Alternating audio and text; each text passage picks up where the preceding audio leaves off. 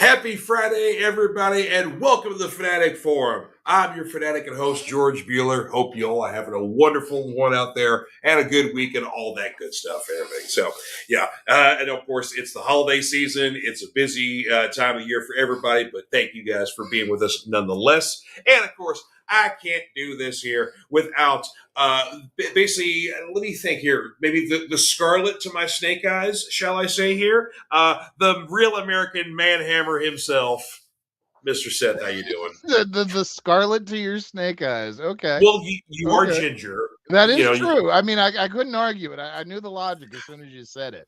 but I mean, So, like, there's not many like male like duo pairings that are like famous in GI Joe. It's all like the female, and male, coupling. So it's like, is there a good like buddy twofer in see, I'm trying to think. That's a good point.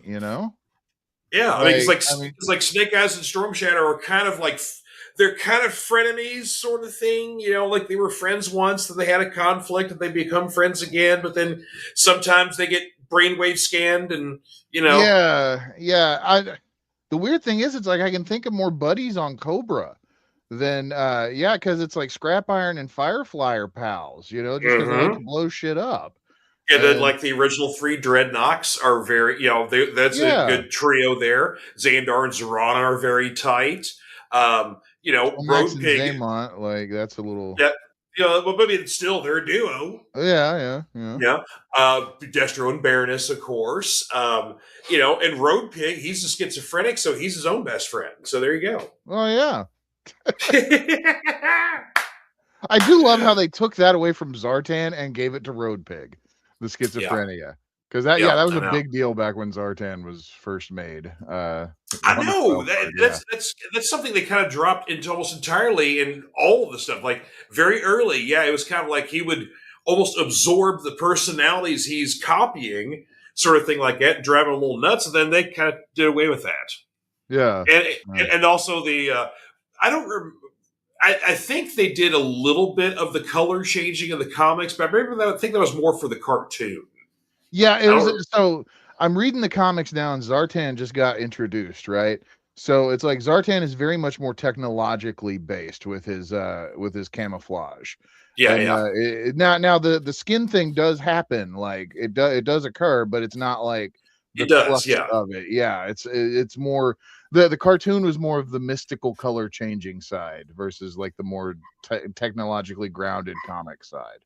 okay, okay. Yeah. See, we're starting our GI discussion already. Yeah, we are. We didn't mean to. We were gonna. Yeah. Oh, just getting right to it. Yeah, but off basically on a couple other topics here before we get to our main points of discussion and everything. I'm still waiting to see that damn Avengers Doomsday trailer. I've been waiting on YouTube and social media and everything because it's supposed to be officially released today after it was officially attached to Avatar that came out yesterday. Right. I still have yet to see it. And so you got a funny story though, talking about you trying to see the trailer. Oh yeah. So I'm flipping around on YouTube and I see that the Avengers Doomsday trailer's out. So I'm like, okay, and I click it and I'm watching it and it's this weird, like it's kind of weird. It's not like I'm watching it, it's like 30 seconds go by and like like there's obviously like, it's like a dude rolling up to this house on a motorcycle and it's trying to make you think that it's Captain America. And then Mm-hmm. like it pans in, it's this really bad AI Chris Evans. And then like yeah, and then the text pops up that Chris Evans will return in Avengers, and as I'm reading it, return is misspelled, right? It's like RTRTU or RTRUN. Ret Run. Yeah, it was Ret Run. Uh, Run! yeah, and I'm like, okay, shit, click, because it's like click, dislike, like yeah, all that crap. Like get this stuff off of yeah. Yeah, I mean, I know there was supposed to be like a unofficial leak, but that may have impeded the leak online, the release online. I don't know, but I am anxiously waiting. There's supposed to be like basically 4 weeks of trailers. Basically, it's like all going to focus on a different character, and supposedly the first one, Steve Rogers, does return. So, but we don't know if it's our Steve, like in that little pocket of him living with Peggy back in the 50s, or if it's another alternate universe Steve where he does get with Peggy, but then something else. I don't know. So all I Right. know is that supposedly my boy Chris is coming back. So I'm excited about that. Oh, yeah. I So don't know how I feel about all this. we Like, should kind of, I think, reality with COVID and different strikes and whatever else kind of screwed up the plan for this particular phase of the MCU. And then real world things like, Jonathan Majors issues, right. stuff kind of just got in the way. James Gunn firing at one point set off Guardians offset Guardians about a year or two. So all these real world bullshit things got in the way of our fun, right? And so I think we kind of need to get the band together back one more time to help reset and then put things back to how we were supposed to actually have them.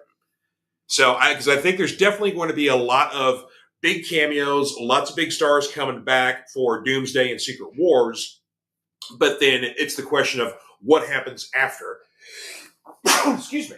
Bless you. What happens? Thank you. What happens after Secret Wars? Right. Do we get something entirely new? Some old, some new. See, my fear on that would be that, okay, so yeah, we had that 10-year cycle that ended with Endgame, right? And don't get me wrong, that was a cinematic achievement, no doubt. But it was a series of missteps after that for the franchise, like you said, like all the real world stuff. So instead of and to be honest, sorry to cut you off. And to be honest, some of the shows and movies themselves were also missteps. So yeah. It's like I have not even probably watched a third of what this era of the MCU has offered. It's just I've watched it all. Yeah. But I'm a stan. I'm watching it all. Yeah. No, but it's the pessimist in me though has to feel like, okay, so it's like if this next phase after this doesn't work, are we going to wheel out Robert Downey Jr. and Chris Evans again to try and save it? Because it's like that is kind of what it feels like. Like they blew it this first time, but they know what works, so let's retread the past. Like that's. Well, one of two things is going to happen. Either A, it will work and will be okay, or B, it won't work, but by the time it gets around to them rebooting a third time, either Disney will have bought Warner Brothers or Warner Brothers will have bought Disney, and then basically they're all one company, and so then we'll have Batman and Superman and Captain America and Iron Man and Deadpool and friggin' Harry Potter and, I don't know, Marty McFly all in the same fucking movie. And so that will be when I give up entirely. Like that's like I'm like as much as cool as people think that it would be, like the idea of a Marvel versus DC movie, I hate. Because it would be a disaster. Yeah. It would be too much of a good thing because Hollywood would want to focus on the spectacle and not on like a story or anything like that, and it would get Anyway, so we got some people in here we got to say hello to here. So let's go back here real quick. And Mr. Lorver, good to see you in here. Hello. And our buddy Martin is back. Yes, what up, Martin? Good to see you. Merry Christmas to my favorite nerds. Thank you, man. The greatest gift the whole year long. Thanks, man. Yes, good wishes to you as well. It's Shadowrun included. Yes, I know. Okay, all right. I will make it a point, a New Year's resolution to get something Shadowrun going in 2026. Yes, we will get something Shadowrun going. Will be the year of Shadowrun. Yes, it will be the Martin episode getting Shadowrun going on in here. Yes, sir. Yes. Anywho, so not sure if I had any. One bit of news. I'm not sure if you've ever read this comic or not before, but the James Tynion series World Tree. Have you ever read that one before? I've talked about the show before. Yeah, no, you've actually. No, I know about it because I have a banned issue of it. Cool. That was first issue. Yeah. Yeah. So anyway, that I'm not supposed to have, and that was I did not acquire that through any connections that I may have. It just fell into my lap. Nope, you totally did not get handed this. Going, hey, check this out. This is really cool.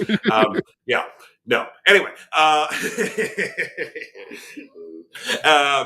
basically, if you're not familiar with it, it's definitely a cyberpunk techno horror thriller where basically a group of kind of tech wizards in the 1990s are kind of surfing around trying to find something. They don't know exactly what they're looking for, but they're looking for something. And what they end up finding is basically an internet underneath ours, but it's essentially sinister, dark, very evil. And once once it's seen the connection to us, like, oh, let's corrupt it, take all that over. We want all this now. So essentially, this group of tech people create this thing called World Tree, and it was a program that basically protected the internet and the undernet from each other. Unfortunately, in modern day, it starts getting out because people start finding it. They start finding the internet, getting past World Tree, whatever else. And essentially, in the first issue, one of the now grown-up tech wizards from the 90s, their youngest brother is like live streaming, going around murdering people. And before the cops get to him and kill him, he murders 60 people. Oh wow! Yeah, so it's like that's the first issue. And also, there's this mysterious woman with all these weird tattoos who's also fond of murdering a lot of people, and she's also stark naked. Like when she goes around killing people, she is nude as a jaybird. Okay. But and her skin is entirely pasty white too, so it's a very, very striking looking figure here. So like, what the hell is going on? So really cool series here. Well, James Tynion has signed a deal for two of his properties, a series called The Woods, that's an older series for about 10 years ago, I think, and World Tree to be made into animated series. So I hope to God it's on a place that he could go like full tilt crazy with World Tree, where like hard R-rated animated series. Oh yeah, Daddy! Like back in the days of like liquid television, but R-rated kind of stuff. Right. Just crazy animation, violent, hyper-violent stuff like that. Yeah. Have you been seeing what Amazon's been doing with Invincible? Oh yeah. Yeah, I mean that's like, I mean Invincible is one of them books where it's like you're reading it and then it gets violent and it's like holy shit. But yeah, no, that kind of I could totally see it working in like that kind of a style. Yeah. So, but of course there's a lot of animated stuff too. A lot of things that happen in World Tree that would cause different styles of animation to pop up within the same episode, basically. Oh, okay. So yeah. So anyway, I'm looking forward to it. And of course, I had mentioned about that Something Is Killing the Children. The rights were purchased by Blumhouse. So basically, that's supposed to be made into a film and then a companion streaming series that Tynion is also going to show run. So basically, things are looking up for Tynion fans right now. So, yeah. You there? Yeah, no, I'm just, yeah. Oh, sorry. You were really still for a second. Oh no, I was sorry. I thought you were about to continue, and it was like, oh, okay. No. Sorry. Okay. I was just thinking, it was like, oh, did he freeze? What's going on? I'm gonna do that every once in a while now, just to freak you out. I'm just gonna like, and hope like no cat walks by in the background. So. Oh, that'd be choice. All right. Well, I got some comic reviews here. I got a couple from last week since we took the week off here to talk about that were definitely some really cool releases. And then some stuff from this week that is also very interesting. So one thing definitely, and let's see here. In the stack for your submission here, only one single Batman book. Okay. All right.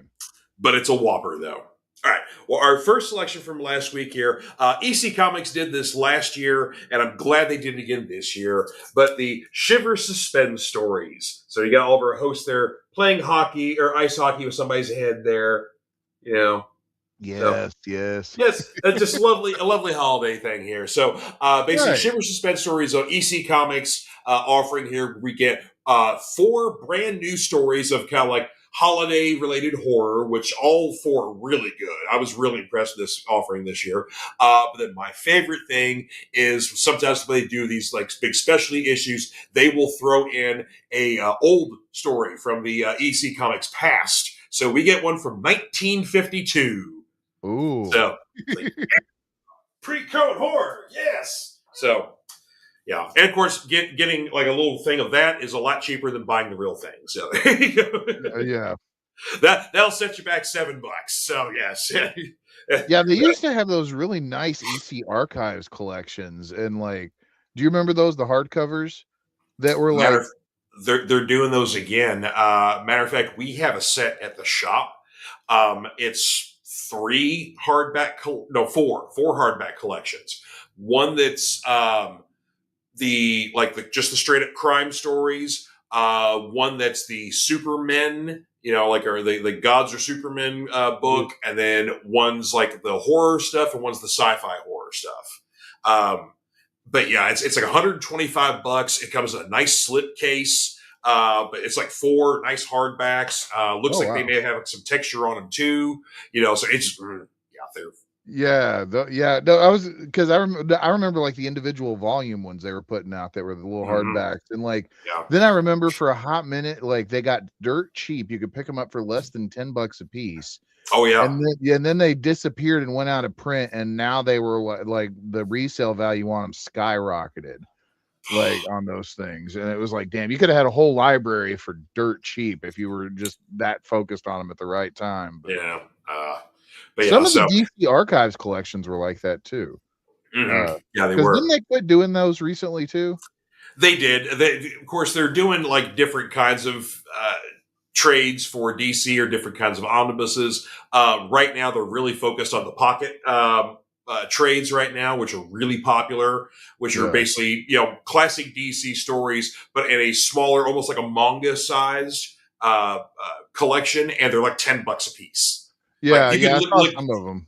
yeah, and some were thick boys too, like the Watchmen and the Long Halloween are like thicker than usual. They're still $10. Yeah.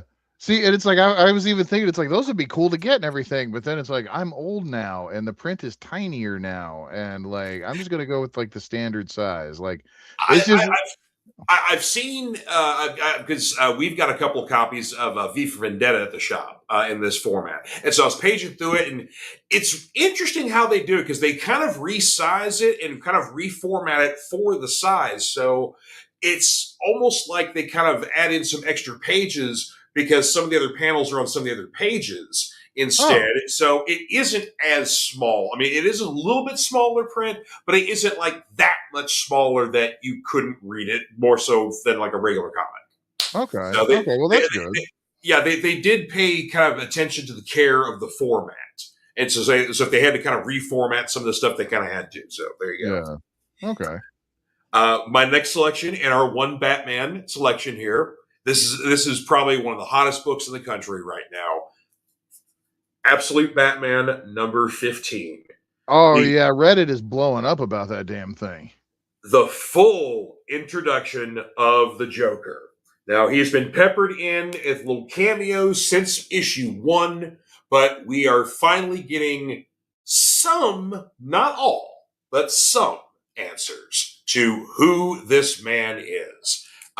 Like I've said in the past, he doesn't like to be called Joker, so people call him Joker behind his back, but no one actually calls him that to his face.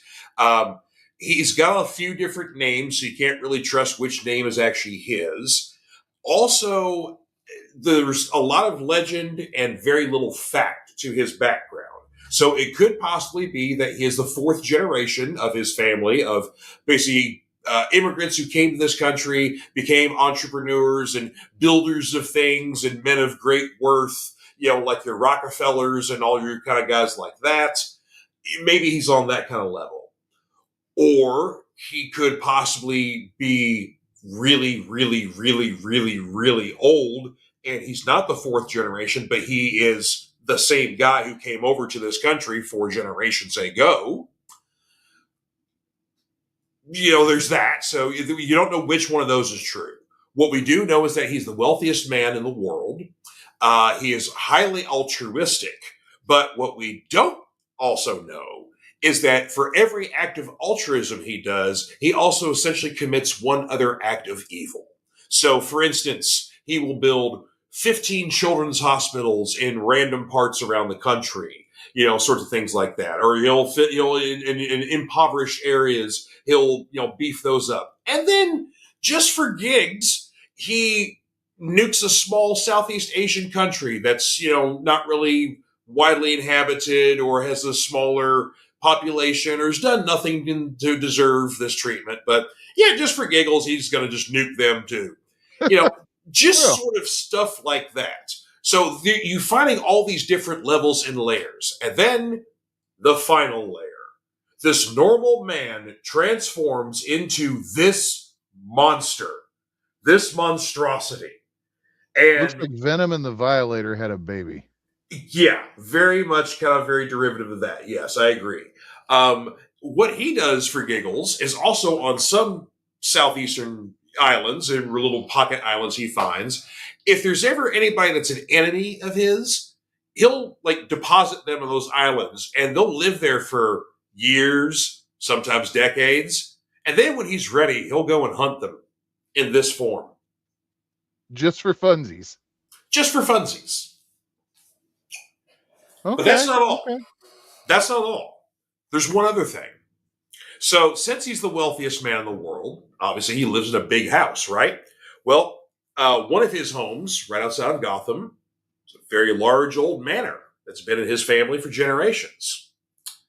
And it has old butler, the old man butler there. He's also got a cave in the bottom of this mansion, and he accesses it through a grandfather clock. So it's not called Wayne Manor, but the Joker lives in Wayne Manor. Wow. That's rad. There you go. So we get some answers, but not all. Like, how did he become this? Why is he this old? So many more questions. But that's what we're dealing with this Joker guy. He is on a god-like level as far as criminal goes. So it's just, yeah, we're in for some fun. All right. For this week's selections here, I got one Marvel and then a bunch of indies here. Or actually, just a couple of indies here. This series, the Daredevil Punisher, The Devil's Trigger. This is now the second issue of this.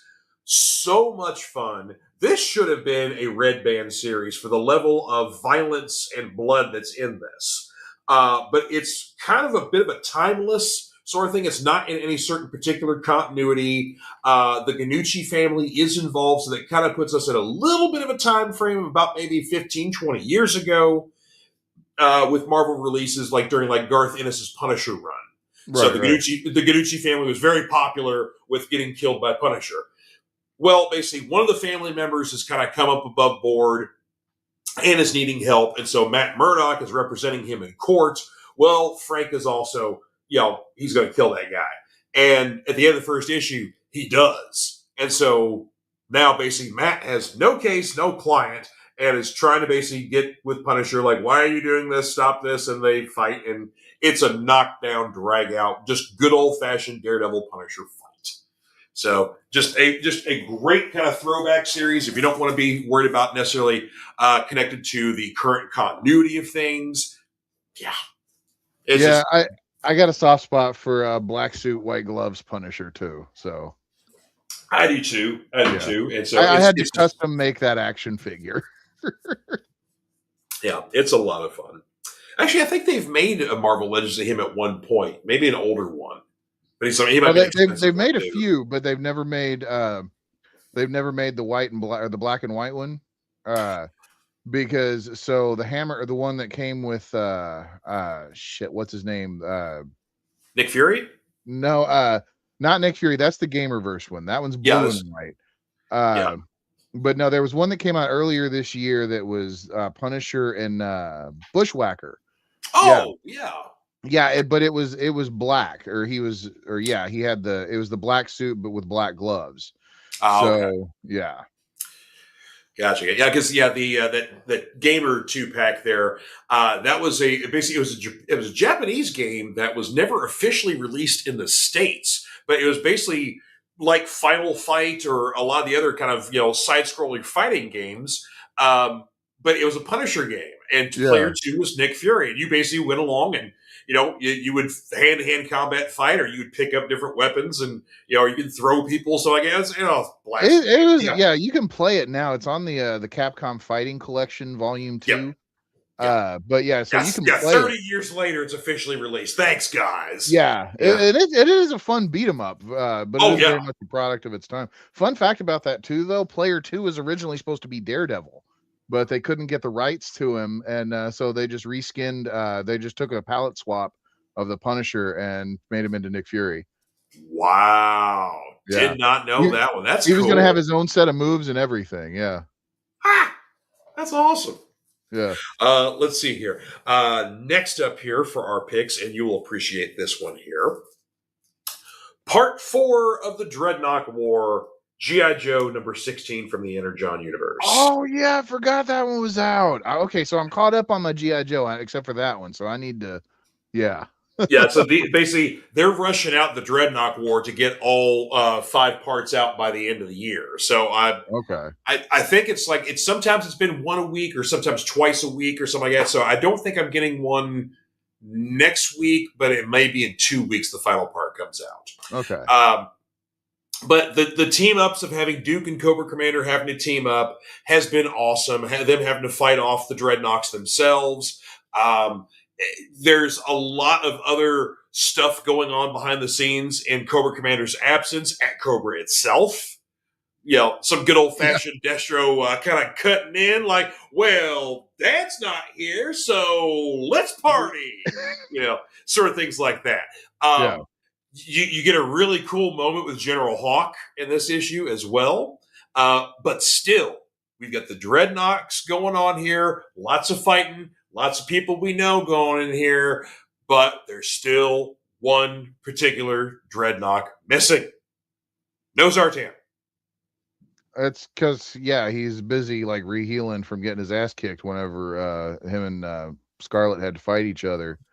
And as Major... Well, when they were in the pit together, remember, in that issue with Major Blood? That was Cover Girl. Oh, Cover Girl, excuse me. Yeah, Cover Girl was with her, Yeah, Raptor. Yeah, so it's like, I mean, Zartan's all messed up right now. So he's actually, the Baroness who you're referring to, she shows up at the cavalry towards the end of this issue here. So she's helping out fight the Dreadnoks here. So well, there you go. I mean, what else? Once again, another hole blown in your theory that Zartan is actually the Baroness in disguise. No. See, that actually he would not be attacking his own people, killing.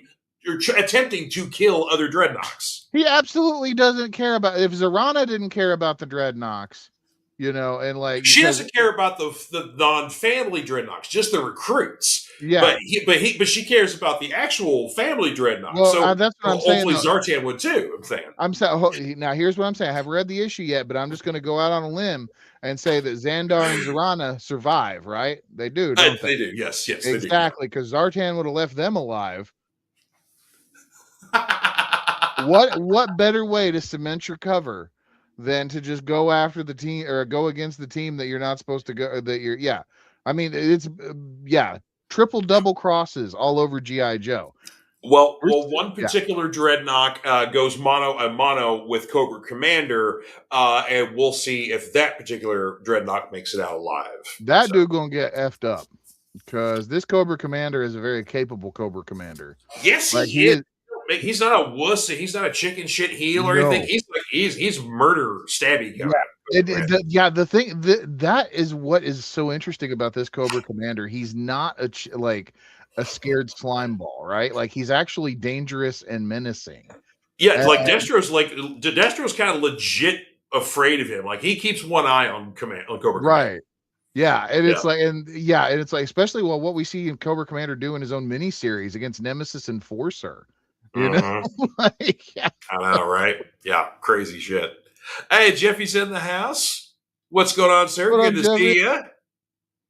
Thanks for coming in, man. All right, the last 2 picks here. Of course, I've talked about this book here basically since the beginning. It's been out. Everything Dead and Dying, issue number 4, came out this week.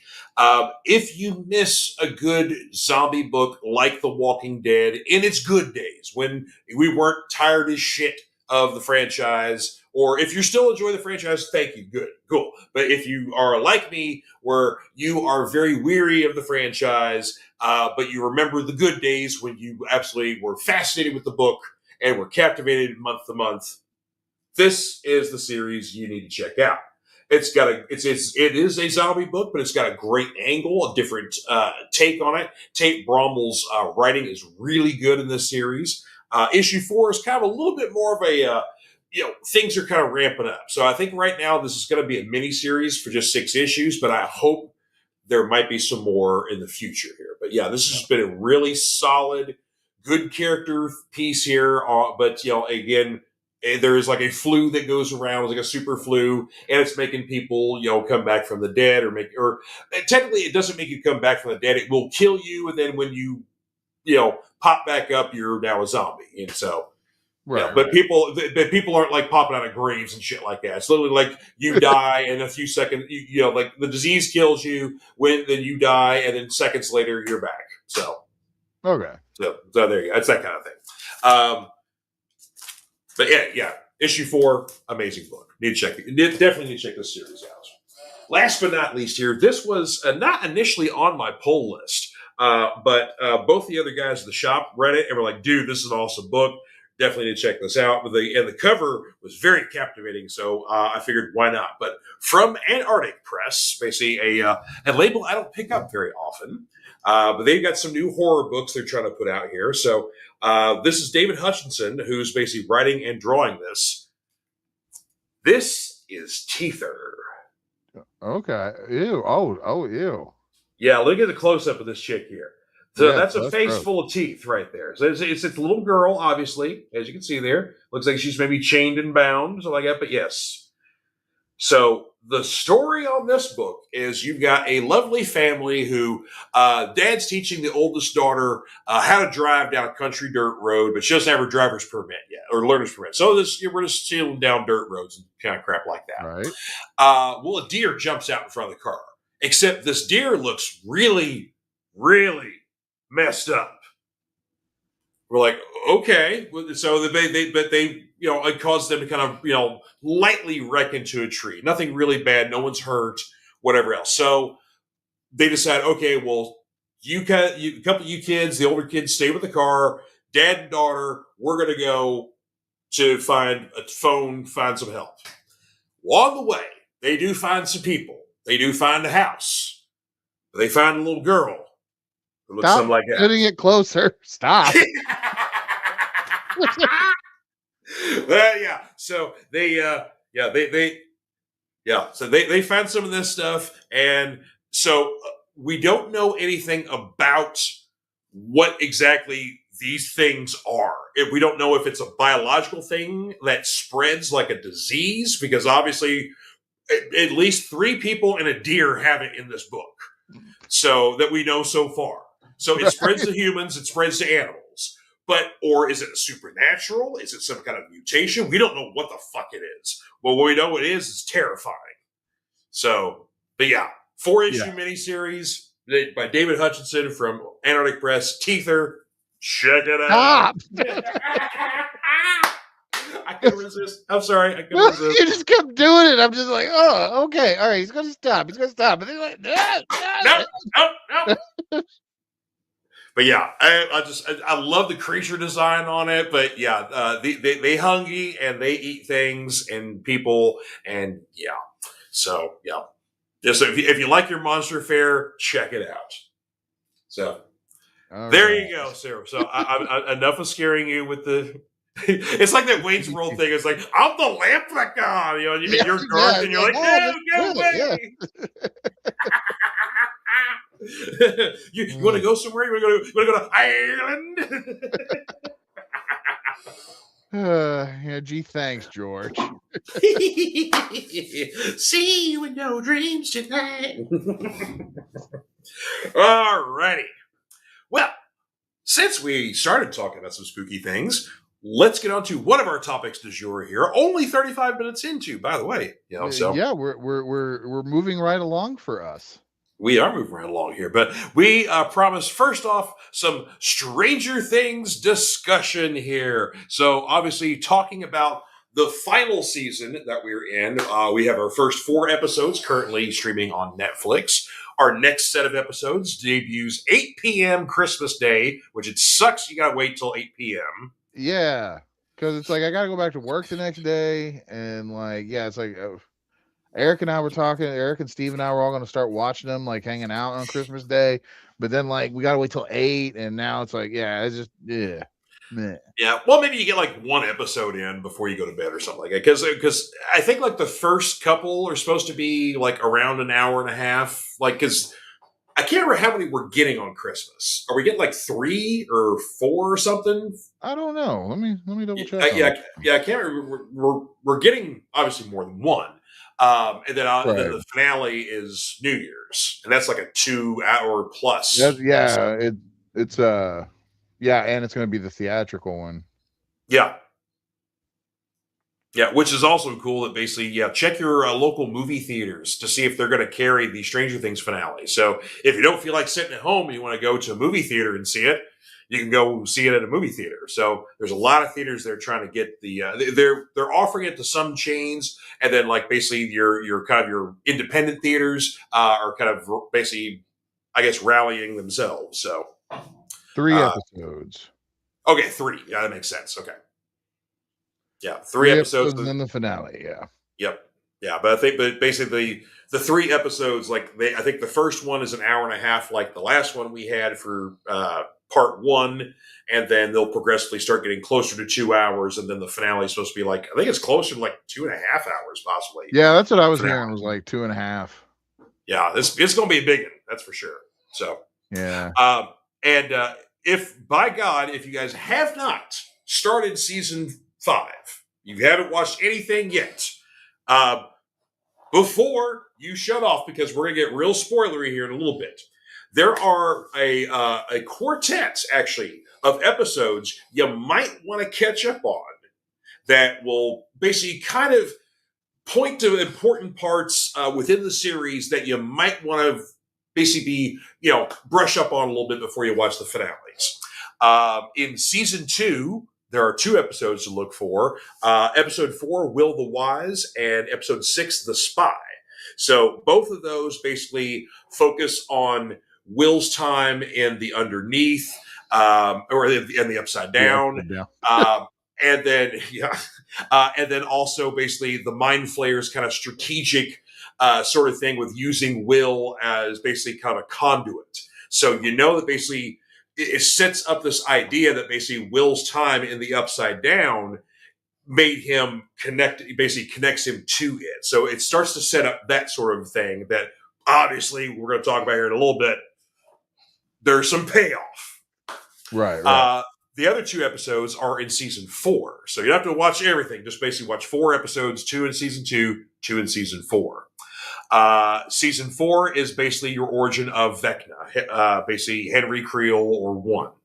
And then basically 11's role in the creation of the Upside Down. Lastly, basically, and that was the Massacre at Hawkins Lab episode. Lastly, season 4, episode 9, The Piggyback, essentially is the finale of season 4, which kind of like everything that happens in the episode and some of the things that kind of happen in the coda of that episode set us up for where we are right smack dab in season 5, episode 1. So, and some important tidbits there because, basically, this is where you can cut off. If you haven't watched anything yet, if you haven't caught up on Stranger Things, stop watching right now. Watch Stranger Things, and then come back and listen to this here. Yeah, because we are going to spoil it. No, this has been brutal trying to get everybody that I know of to watch it at the same time. Eric was the first one. I was the second one. Myself included. Yeah, to get you to finish watching it, y'all to finish watching it was like, yeah.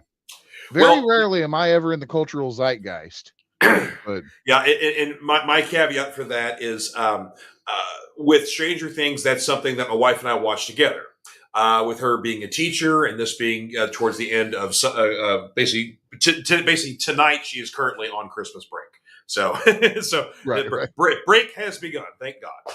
And I do have to give George credit because upon my suggestion of just acting surprised after you've already watched it, the first time and be like, "Oh man, look what happened to Will." Like, I don't know how good of an actor George is to pull that off, but he didn't, to much to my chagrin, so that I couldn't talk to him. Yes, I basically, so yeah, with the Stranger Things stuff, I have to watch stuff on Shelly time, and so that means basically like maybe one episode a night or a couple episodes a week, here and there. But then of course with the fourth episode being an hour and a half long, that was like, okay, well we got to watch this on a weekend or something like that. So Right. we had to kind of work it out of basically with her schedule and basically being able to stay awake for a that period of time. So because she tired. All you teachers out there, But anywho, but yes, I'm kind of glad because our reaction to the end of episode 4 was shared, and it wouldn't have been had I seen it before. That So is true. That is true. that It was was it yeah.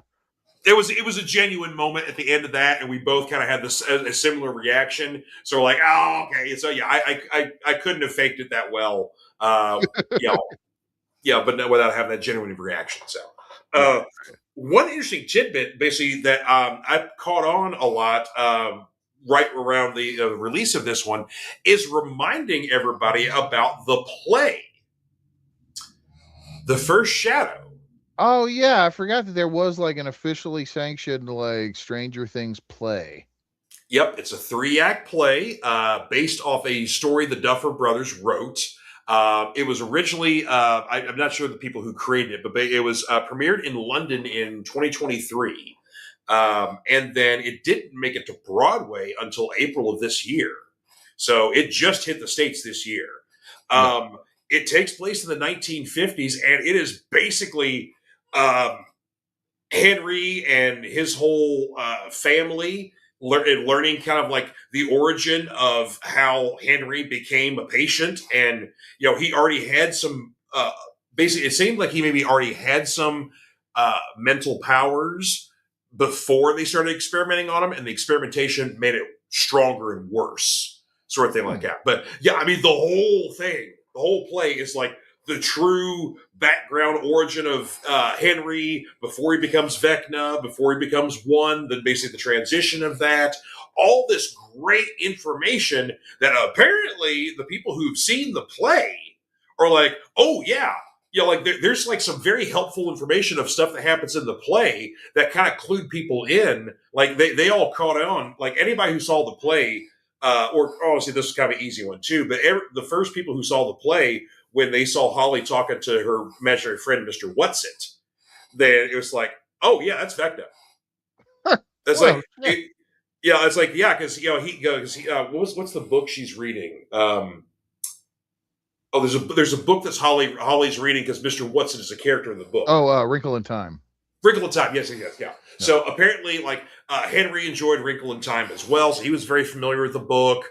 So there's all these other connections, a lot of connections that the play makes, and also has some of the characters in like their younger selves, like Joyce, Winona Ryder's character. She's in the play as a teenager. No kidding. Yeah, all the parents that are in there, like when you get to a certain point. Like, because it goes to different. It starts in '59, but it goes through different time periods as Henry gets older. But yeah, when he's a teenager in high school, Hang on a second. Something's going on weird downstairs. Uh-oh. I'll be right back. Okay.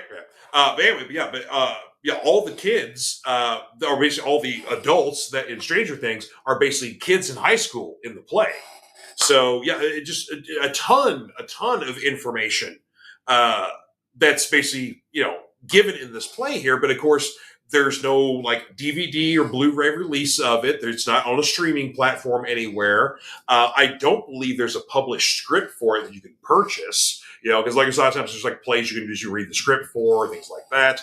So like I said, there unless you've seen the play itself, yeah, there's nothing there. So so the people who've seen it seem to maybe have a little bit of inside information that the folks who haven't seen it. So yeah, so that's very, very interesting. So, but getting into the show itself here. So of course, our first 4 episodes were definitely building towards Holly's essentially like abduction, essentially. So,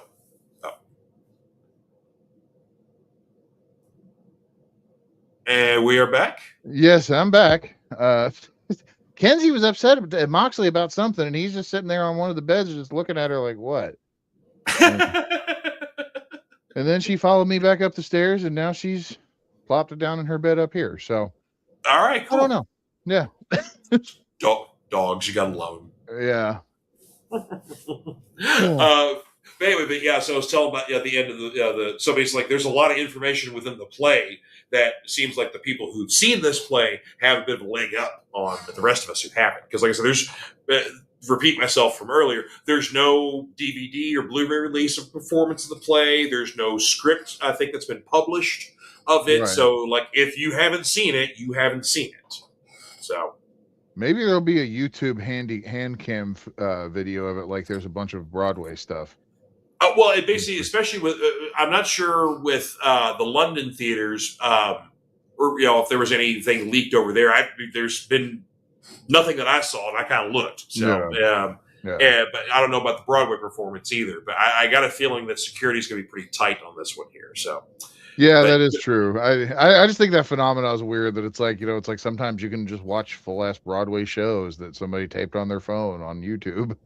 Well, I mean, it's the same thing. Like, back in the day, people would take video cameras into movie theaters and, just park there in a seat and sell them on the street corner, I mean, they still do, but yeah. Yeah, they still do, but the cameras have gotten more, better quality. So, right. Thank you, technology. Yeah. Hell, man, you don't even really need to do that anymore now. You just basically tap into servers that have basically store the movies that movie theaters have and just copy. Yep. That's basically it's the same file that it's the same file that eventually gets put onto a disc and then just gets to a streaming service. Yep. Same. Technology has made pirating easier, basically. It's so funny how they would try to piracy is bad and have all these anti-piracy sort of things like that. It's like technology made it easier, guys. It's like there's no protection for you. There was none built in the first place. Oh, but yeah, it's the last time that it was difficult for me to pirate anything was on VHS, and that was just because Macrovision, and I didn't even know what that was, And it's like, I mean, I knew I obviously I had seen it, like, because it was the thing where like you copied one tape to another, and then like the color would fade in and out. Mm-hmm. That was Macrovision, right? But as a kid making my own copies of Star Wars and shit from my other friends' tapes, like, I didn't care. Like, I would still watch it. And then sometimes you could even beat it by looping it through a third VCR. And then the signal would catch on the other Macrovision, and then the third VCR would trigger and be like, hey, this picture's crap. We need to clean it up. So oh, man, in my TV days, I would get a master tape, and basically somebody would make a master tape of like a pay-per-view, right? Wrestling or whatever else. And we had a brick downstairs. We called it the brick. Basically, it was 10 VCRs linked together. So you had the one master VCR, and then you could basically simultaneously make 9 copies of anything. Yeah. So in case you needed to basically dub a whole bunch of stuff, which in TV, you got to dub a whole bunch of stuff. So when they weren't using it for actual purposes and whatnot, we would make dubs of wrestling pay-per-views. And so basically it's like, okay, so 5 y'all need a tape, cool. All right, so I'll pop the one in there, put 5 more tapes in there, and basically it's just one playthrough, and I make 5 copies instantly. Nice.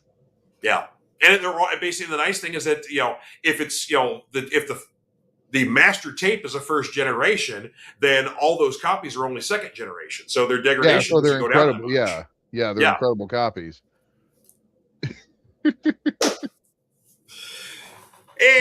back to Stranger Things. So, back to Stranger Things. One of our tangents that we went off on.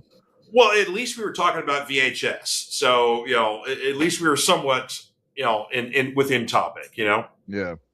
Oh, pro tip, by the way, if you're one of the people that owns the Stranger Things Blu-ray set that is in that cool VHS box, take it out of that box, because that's going to eat them discs. Ooh. The foam inserts inside have started to degrade, because those discs are now like going on 10 years old. And yeah, Wow. so a lot of those sets have been rendered unplayable now. So if you've got them, you might still be able to save them. But Yeah. yeah, Kind of like those Evil Dead 1 and 2 Blu-ray sets they did with the Necronomicon, where like the foam of the yeah. Necronomicon starts degrading. So yeah. Man, I got this really badass set of Reanimator that was the trilogy, right? And it's like or it was a Blu-ray set, and it was in that like VHS style, like hard box that like it was all stylized and shit. Done the same way the Stranger Things set was, right? Okay. But the problem was it's got those foam inserts in it, so it's like the Mm, discs are destroyed now. And it's like shit. The box is still cool, but yeah, I have to go back to my old copies of Reanimator. But interesting. yeah.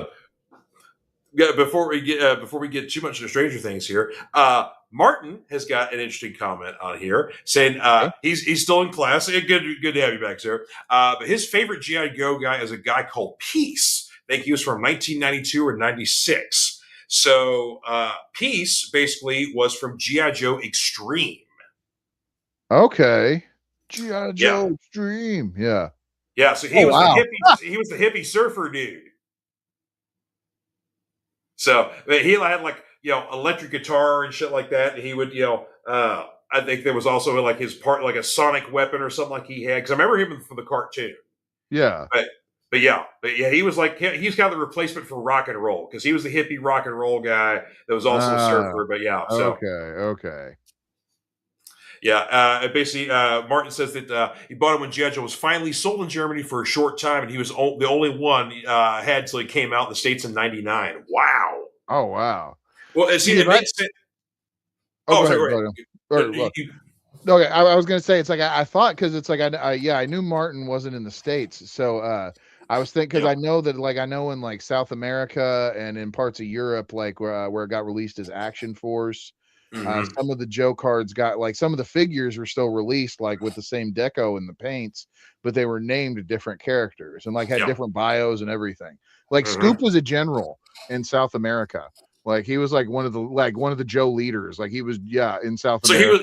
he was not the journalist. He was a No, general. no, no. Yeah, that like you could even find like the card, like the old school Scoop cards for like the South American ones that are in Spanish, and like he doesn't have the camera or anything. He's got like guns and everything. Like yeah, it's Crazy. Well, of course, as Martin has told us, for obvious reasons, throughout most of the 1980s in Germany, GI Joe was MIA. yeah, So yeah, they didn't like military toys in Germany during the Cold War.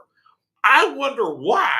You know, yeah, So yeah, so it's very very obvious there. But yeah, interesting that basically the first Joes you guys get in Germany is GI Joe Extreme, which had less of a military look and a far more of a superhero kind of look. yeah. It's more superhero sci-fi stuff.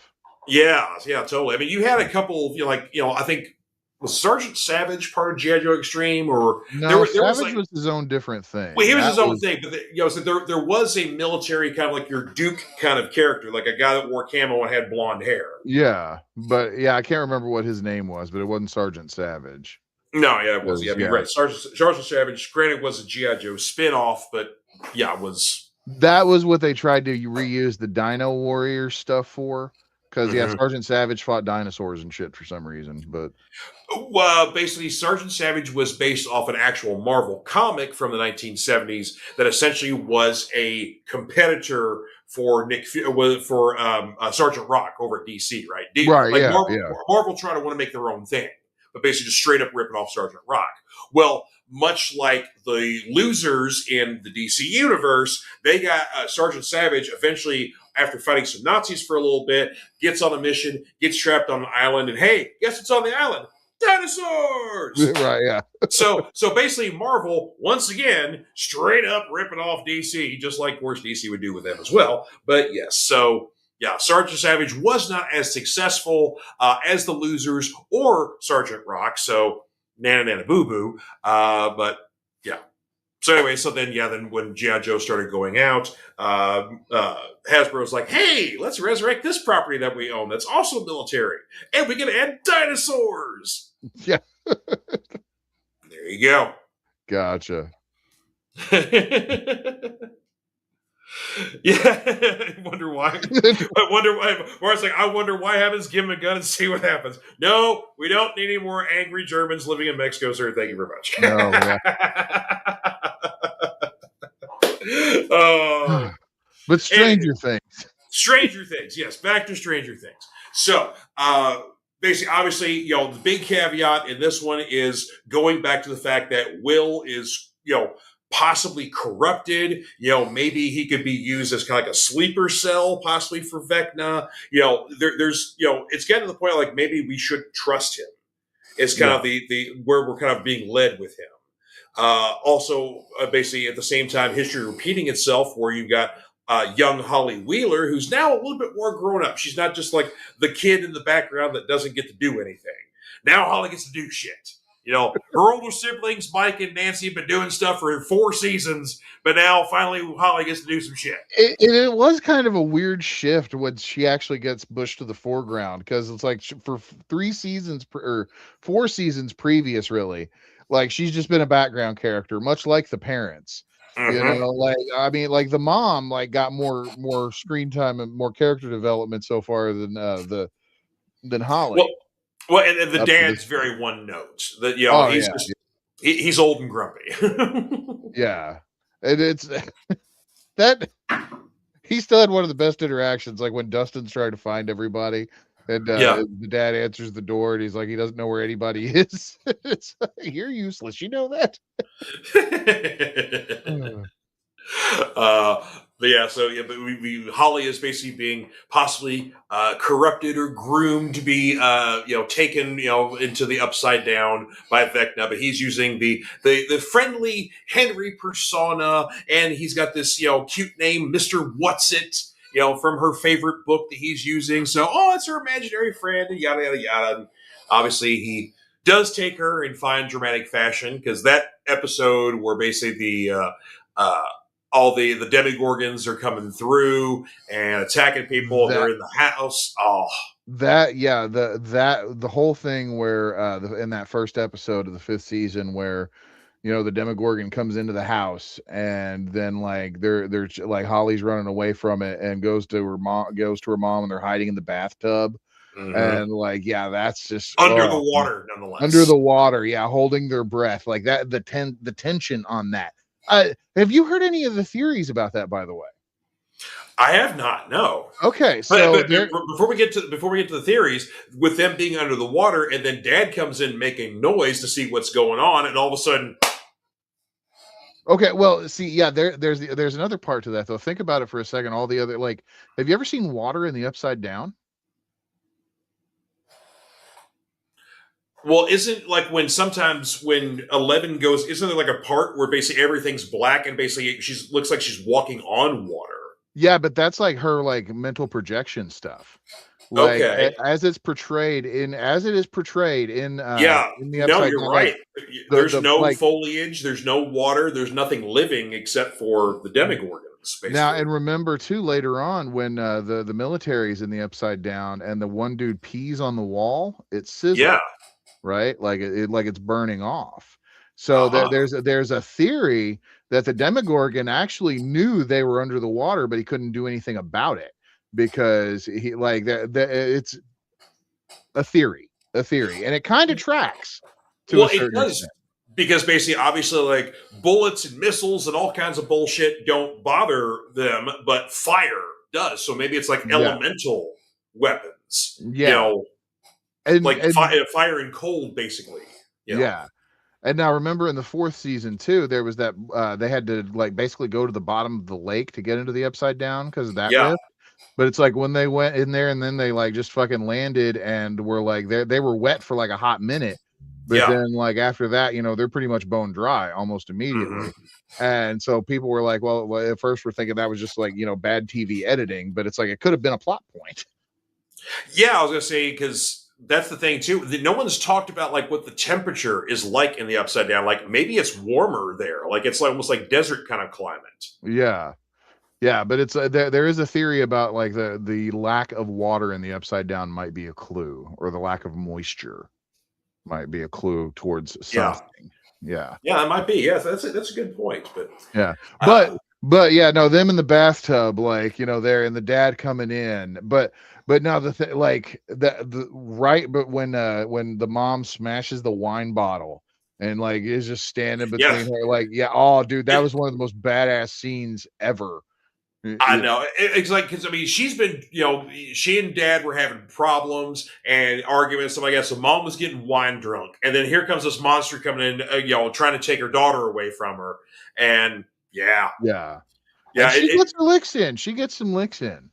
she does. She, of course, that's the thing, too, is kind of the unknown right now. Like, both mom and dad are in the hospital. And you've seen mom because they had to talk to her because she had some Right. information. But we haven't seen dad. We understand he's in the hospital and he's not dead, but it's like, is he on death's door? I mean, like, we haven't got an update on the parents in a little bit. We've kind of focused otherwise. Right. So, Yeah. And of course, Max is still, you know, she's still in the hospital in her coma. And Lucas is still visiting her, playing the tape over and over again of the running up that hill, whatever that song is. Old Kate Bush. Kate Bush. Yeah. I was wanting to say Stan Bush, and it's like, no, like, you got the touch, dude.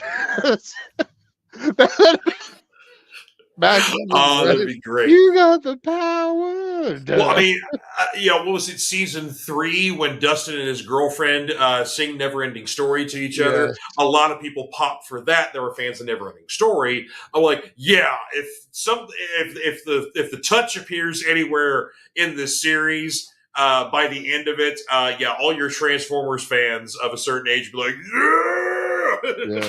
Hey man, the Metallica fan popped in me though with like one of the greatest scenes ever. Yeah, Master. Yeah. That was Eddie's badass. Underworld solo. That was, yeah. Yep. And of course, this season, Tiffany gets the rub from Stranger Things with "I Think We're Alone Now." Yeah. Oh man, yeah. That really like takes that song and makes it creepier too. It's like, like adds a creepy connotation to it. It's not a creepy song, but yeah, it's still a very friendly pop song, but yeah, it does add a creepy connotation. But thanks to Stranger Things, with getting the rub, I mean, she was at like, I think she was within the top 5 of most of the streaming sites. So there's a lot of people who, younger people who weren't familiar with her and are going to listen to her music. And then there's a lot of older people who knew her back in the day, who maybe haven't listened to that song in a while. They were going back to it. So basically, Tiffany was on social media, like, thanking Stranger Things for all the love and including her in the party. So she was happy with it. Let's put it that way. Man, Stranger Things, it's like almost like every season Stranger Things puts over a musical act. Like the Clash in the first season. Who would have been in the second season? I can't remember.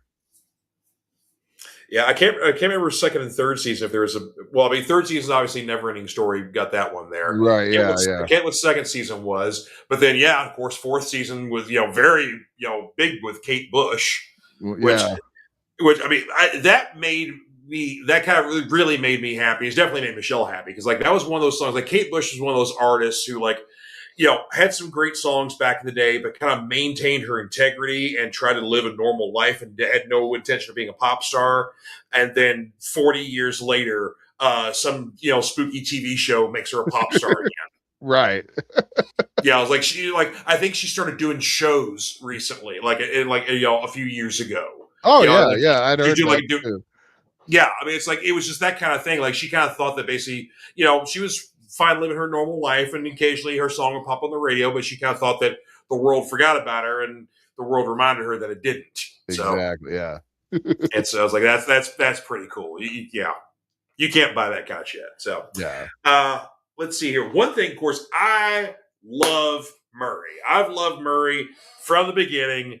Murray in this season is killing me because he's like the smuggler now.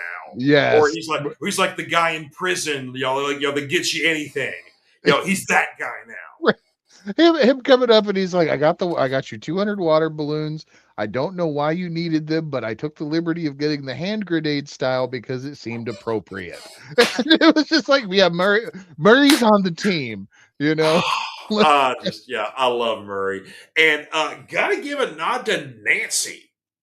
Holy shit! When did she become a badass? Dude, Nancy is turning into Ellen Ripley and Sarah Connor, like rolled into one. And did you see the teaser trailer for this batch of episodes? No, I have not seen any trailers yet. No. Oh, I won't say nothing then. But yeah, there's like there's a teaser for Nancy in there that's just like holy shit. And see, this kind of aggression though makes me concerned about her survival rates, because she's now leading from the front. So she's kind of at the forefront of a lot of the violence and the fighting and stuff like that. Because I mean, that's the thing is that they've we've seen already with the parents, with the Wheeler parents getting possibly murdered, or getting killed, or wherever else, or at least horribly injured. As these things go on, we're going to start losing some major characters here, and it's kind of a toss up. Like, who do you think it's going to be? Well, number one on my list is Hopper. Hopper's going to be dead. Oh 100%. Yeah, I actually kind of think Hopper might already be dead. It's again, this is me speculating, but is he pulling an Obi-Wan shit? See, okay, so and we're going to jump around with the episodes here. Sure. So again, yeah, but so you remember that fourth episode, right? And like he has his little goodbye scene with 11. Right. And then they get into the military part with the upside down, and then like Hopper, like they do the thing. Well, after there's a point where it's like she doesn't know where Hopper is, like they get split up, and then all of a sudden Hopper's there opening the door and shows her, like leads her into where Homegirl is, right? Yeah. Okay, so think about what Homegirl's power is. She makes people see shit. Hopper didn't say nothing, after that point, and Hopper was he's strapped to blow. Right. Yeah. And he's wounded. He's strapped to blow. I'm not 100% sure that Hopper's not dead already. So. Wow. But bringing back, God, because we haven't seen that girl since season 2, right? Right. Yeah. So it's like bringing her back. I'm like, ooh, okay. Because she was, which number was she? Was she a higher? She was I think she was number 8 or 9. Yeah. That's what I was thinking. Yeah. She's like, Yeah, she was a lower number basically. Than 11. Yeah, but yeah. So it's like, okay, so but kind of skipping a little bit again here. We're starting to build powerful enemies against Vecna. Now Vecna basically he's as we see, especially in the last episode or for episode 4. He's definitely still extremely powerful. He takes out like all the army and a whole lot of people and things with very, very much ease. But he is starting to build a cadre of enemies, starting with 11. Now we get 8 or 9, whoever she is. But let's talk about 2 others here. First off, we mentioned Max earlier here. She's still in a coma. She's unresponsive to anything, even though Lucas is, as you said, is still there to support her, still trying to bring her out of it. Well, after Holly gets kidnapped by Vecna, gets put in the upside down, and he puts her in this little world that basically makes her pretty much like she's like in a little dollhouse. She's in this great big old house, by herself. Turns out it's his childhood home. We've seen that before. But it's a nice little sunny area, and we're told, don't go into the woods, don't go beyond this point, just don't talk to anybody else here. Just hang here, have a good old time. So that's where the Tiffany song, of course, comes in, things like that. But Holly is forced to venture into the woods because she thinks her friend is in trouble, and gets to basically the point where she's not supposed to be, which is giant rock wall. Gee, where we've seen a giant wall before, and someone comes out from within the wall.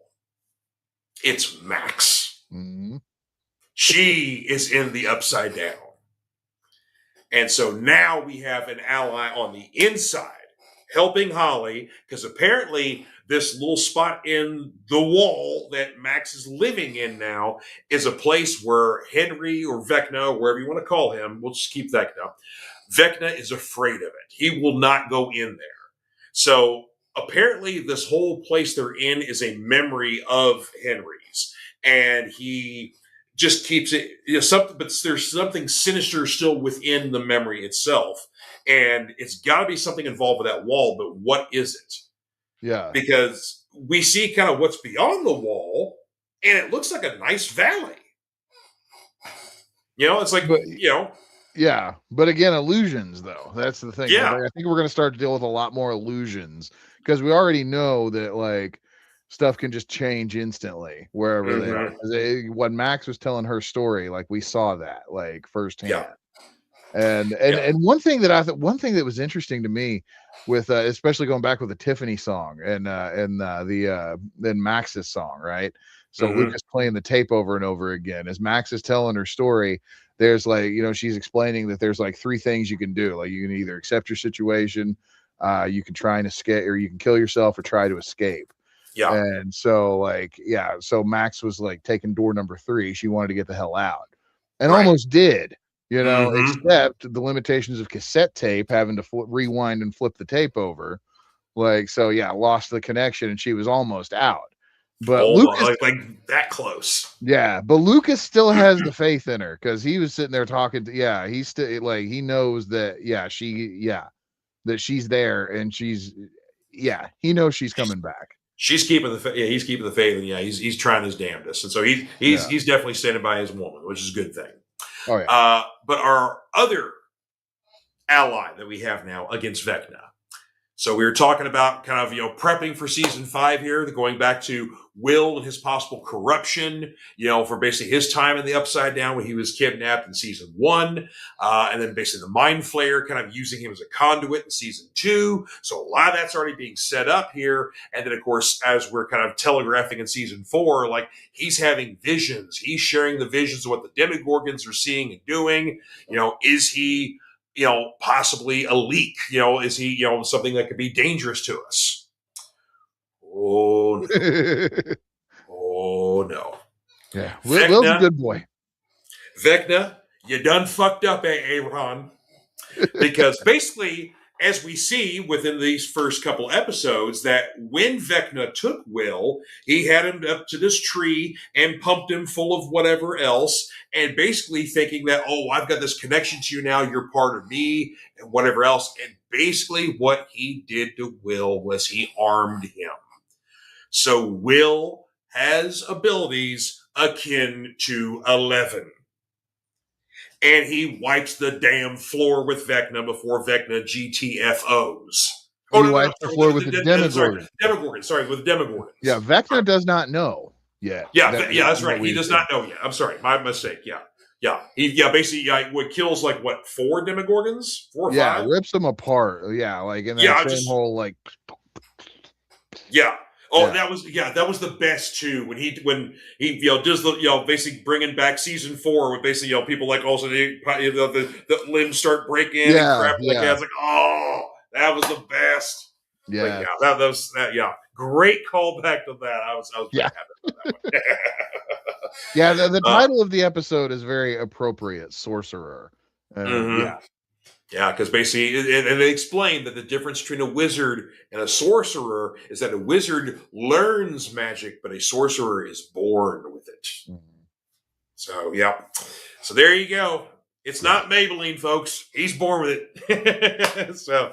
Or maybe he had it the whole time, and what Vecna did to him brought it out. So we don't know entirely yet. So he could be a superhuman, or he could be a mutant. So, but either way, what Vecna did to him and this further tampering with his mind, things like that. Yep, there you go, baby. Yeah. So that's where we are. We have multiple allies now against Vecna that Vecna's unaware of. He's basically, he knows Max is in the Upside Down, doesn't know how much of a threat she is, doesn't know about Will yet, and then doesn't know that 11 has found her buddy. So, right. Yeah, so we got a lot of shit building up there. Of course, Holly's still in the Upside Down, so she's still stuck there.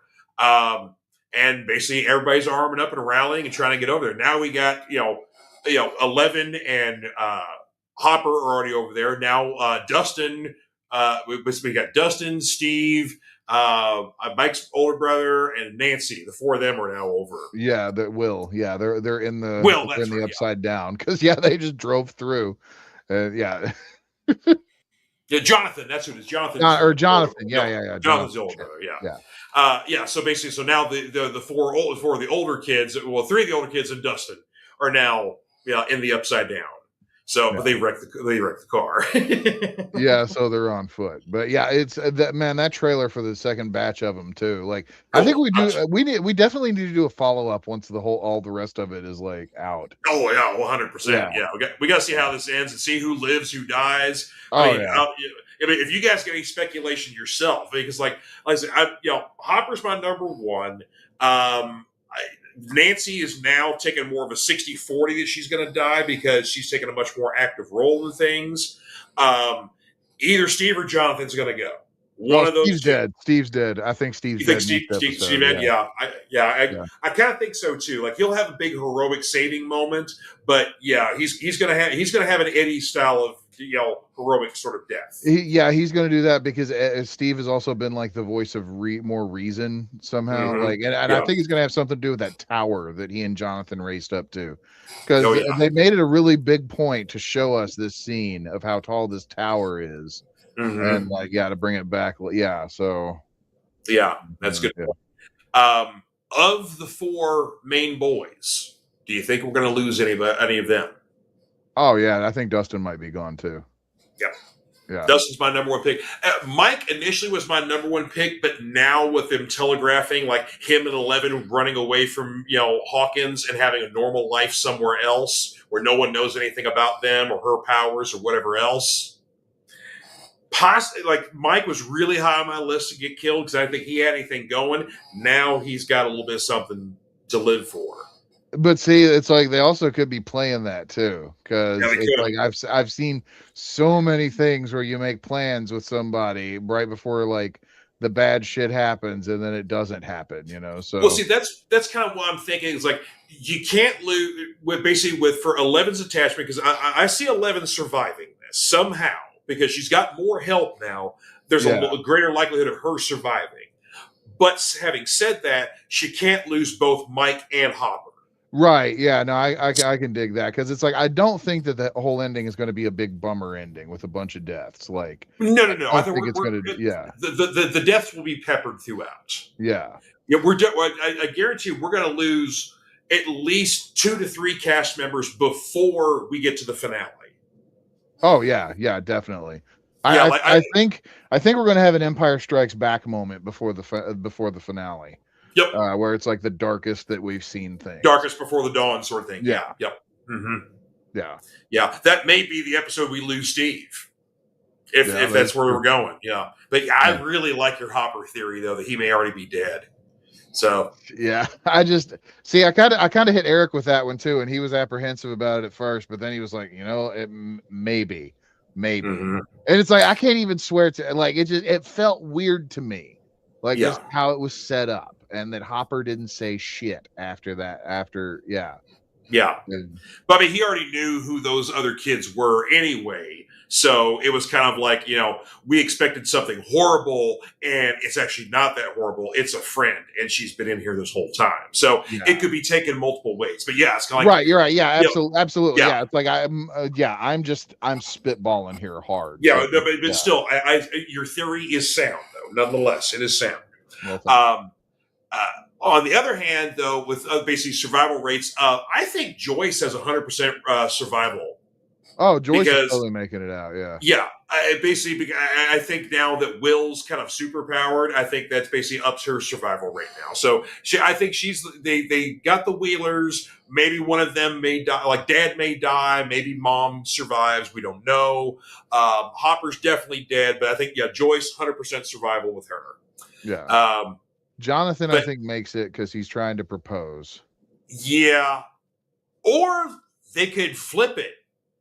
And Jonathan's the one that dies, and he gives the ring to Steve. Oh. Because they do have that little rivalry going on. Robin even pointed it out, yeah. Mm-hmm. And I love Robin in this show. I do. Dude, I know it's like, she was kind of cool and, a little goofy in season 3. And then season 4, she really didn't have much going on. Like, she started having a little bit of growth, but didn't have as much as some of the others. But then season 5, it's like, Maya Hawke, welcome to the party. Right. Yeah. I know, man. That's killing it. And helping her with Will. and his basically kind of like struggles with Oh, his, with his sexuality. that whole thing was just brilliant with just how like she finally Like, just sees it, and she's just telling him just like, look, you just gotta be yourself, like just don't be afraid. And then but then I loved how they played that too. I'm glad you brought that up, because it's like they played that in one way, because you're totally like, Will's looking at Mike, and I mean Will's obviously got a crush on Mike, right? He's had it, and that's the thing. But it's like, and Robin's seeing that, and you're thinking that it's like she's telling him just to let Mike go, right? That it's not gonna like, but then that comes back into play later when he starts to realize who he is and what he can do in regards to fighting Vecna. And it was just like, and to be himself. Right. Yeah. And it was just like, oh damn. Like, that's That was the thing. Because they showed like that little kind of like whole montage of like when Will first comes to town and Mike is his first friend, and so then they've discovered D&D together, and Will picks the wizard. So he's already like he's a magic user, wants to do that sort of thing like that, and he was just picking himself the whole time. It's like it's great stuff. So. Yeah, just so far so good. Well done on this first part of the final season. I'm excited as all hell. Yeah, for what comes next here. So, well, let's wrap this up with our other topic. Oh, I'm sorry. Well, I wanted to actually add, so we've already gone an hour and a half, almost an hour and a half already. Do we want to pivot and maybe put the whole G.I. Joe discussion on another episode? Because we're going to hit 2 hours if we keep going. We that's are. That's a good point. So you have a good point there. So we may do that. Not that I desperately do not want to have this episode, or to have this discussion, but I would love to give it the time that it deserves. Really. I would agree with that, and it's 9:30 and I'm hungry, so because that the two of us talking about G.I. Joe, we ain't gonna go it ain't gonna this will not be a short topic. So we're going to table this discussion. So now with next week being the holiday week, do you want to do an episode next week? You want to do episode Friday? I would be down for an episode next week. Yeah, we could. I ain't doing shit. So I'll work. I'm working, but I'll be here. So yeah. I was gonna say it's like I'm working too, but it's like I won't be it won't be anything out of the ordinary. So, okay. Tune in next week, y'all. We'll have an after Christmas special. Yeah, tune in next week. We'll talk about what we got for Christmas, if we got anything, and then also we'll talk about our G.I. Joe topic here as well. So there you go. So we're tabling that to part 2. Yeah. One thing I do want just to as a teaser though, I do want to give one of my wish list figures, if you don't mind. Yes, just to show you. We were talking about characters that we wish they would make. And they've not made a classified style figure yet. So right, throw that one up there if you don't mind. Sexual assault Flint. Please give us a sexual assault Flint to. I think people may want the Bikini Baroness a bit more than sexual assault Flint. That's what I meant. The Bikini Baroness, but Flint in the sweater vest there with the polo, like he's ready to do a round of golf. I love that he still wears the beret though. That's still you got to know who he is. Come on. True. Yeah.